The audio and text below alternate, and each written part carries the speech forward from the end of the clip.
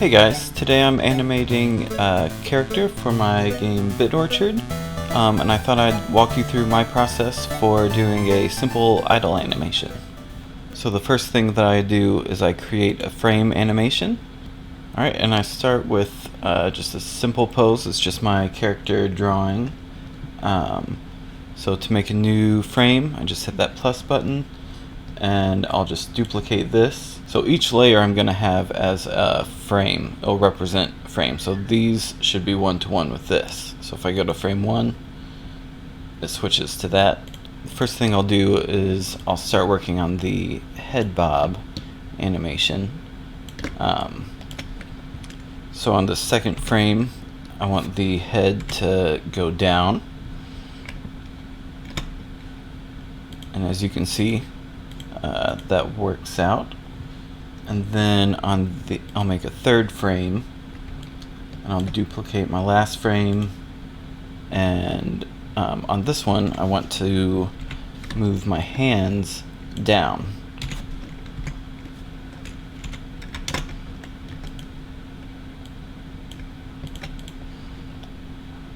Let's see, and I'll move this other hand down real quick.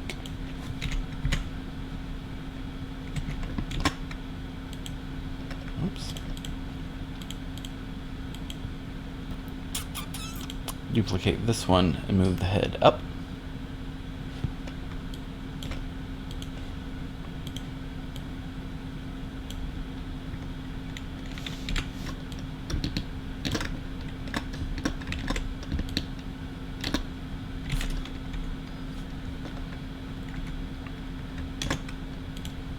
And I'll go back to my original as reference. So this square is actually right there. Make sure I get all this matching up properly. Then the rest, okay, one more. There, and then the rest are just yellow. So head up, head down, hands down, head up, and then the next frame would be this hands up. So this should loop. Yeah. One thing I like to do, my game is set at 12 frames per second, and I actually have it going every other frame, so it, I think functionally is 6 frames per second. And Photoshop's 0.1 second seems to work pretty well to show that.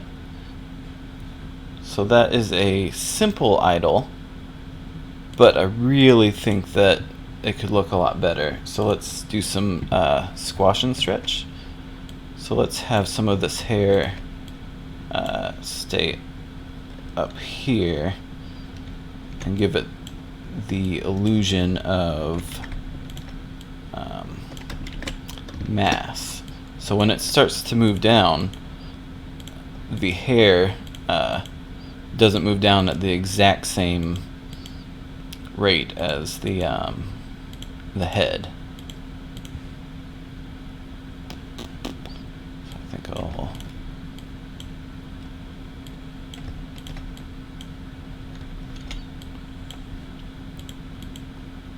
yeah, I think that looks pretty good. And then when it comes down, the hair flattens back down, so that actually gives a kind of fluid feel, and it's pretty simple too. And then as it goes back up, I want to do kind of the opposite. So I want it to squash, and this hair, I guess down here is going to be stretching.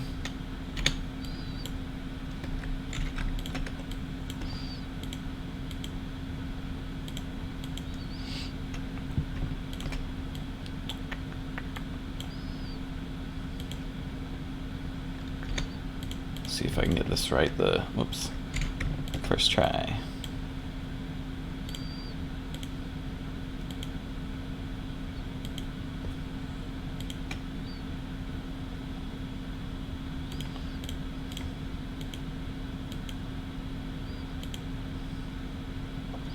So I actually think it'll look better if it's down for 2 frames and up for 2 frames.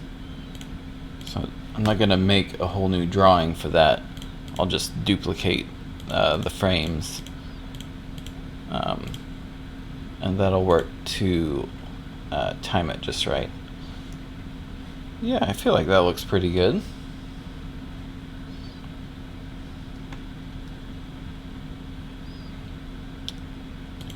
I think what might help a little bit more, I'm gonna try it out. I'm not all the way sure. I'm gonna have the flower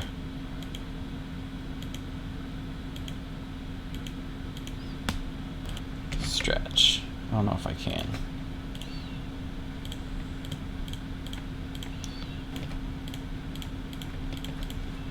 Alright, let's see how that looks. That ended up looking awkward.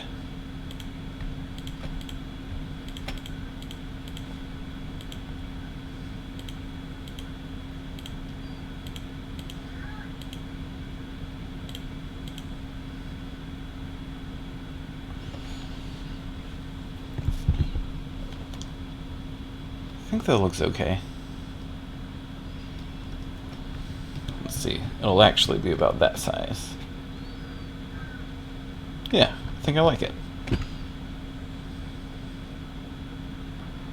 So I have the head and hands going up and down to kind of make it look like the character is breathing.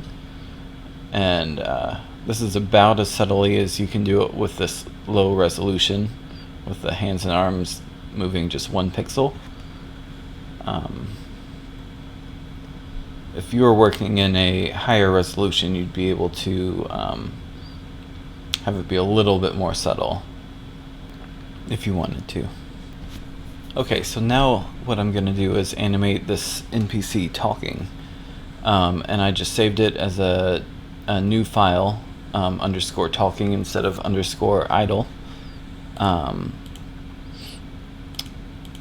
And how I've been doing my NPCs since they're such low resolution is I do a couple frames where their mouth is 1 dot.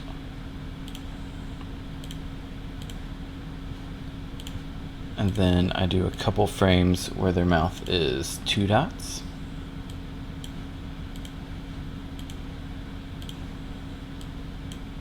Oh, that was too many.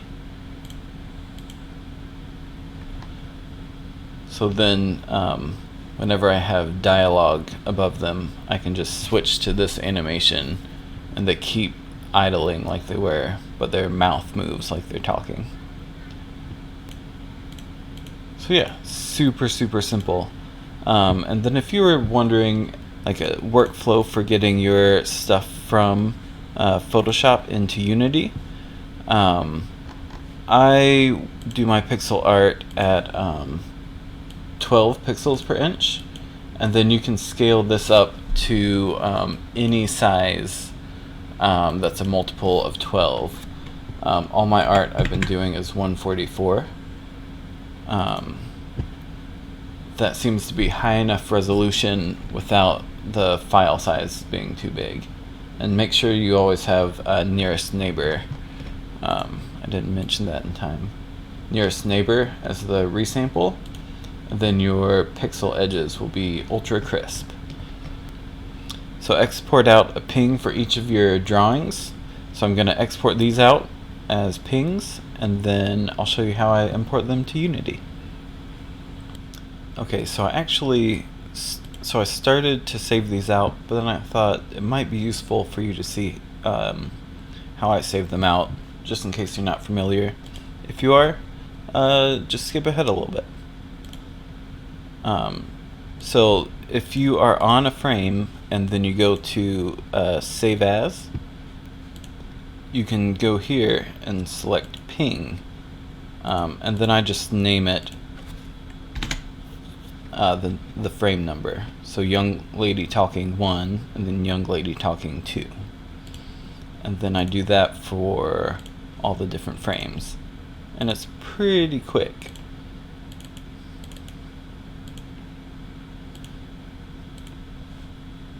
Okay, and I already have Unity pulled up. Okay, So in my assets, I have an artwork folder, then I have a folder for NPCs.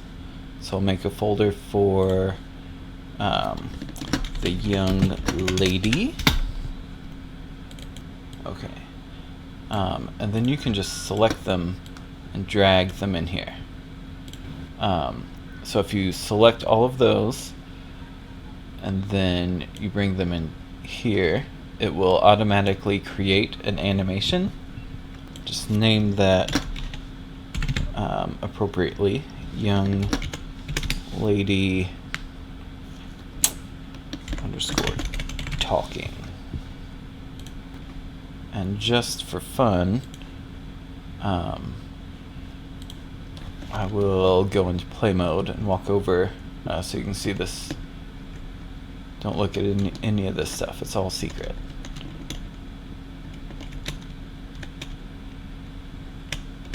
So there's the new character. Of course there's no scripts or anything, so it's just flat artwork, basically the ground. But that's the beginning of how you, or how I anyways, animate a sprite and bring it into Unity. I have a script that will automatically sort her in the world, so I'll be able to walk around her. So right now if you select her, pivot point is in the center. I have it sort at the bottom. Apply. So now the pivot point is here. So it takes your Y position and then applies that to your order in the player level.